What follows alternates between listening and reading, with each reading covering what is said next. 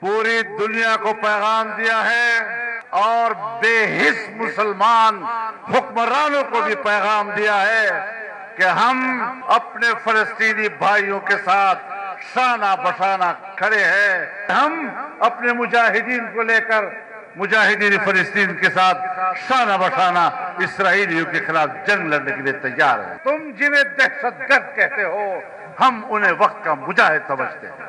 امریکہ اب super power نہیں رہا. میں اپنے ملک کے حکمرانوں سے بھی کہنا چاہتا ہوں کہ اب امریکہ کی غلامی کا پٹا گردن سے اتار دو. دنیا بھر کی یہودی لابی پہ واضح کرنا چاہتا ہوں کہ تم نے پاکستان میں اپنی جس ایجنٹ کو بھیجا تھا ہم نے آج اس کو شکست دے دی ہے اور وہ مقافات عمل کا شکار ہے.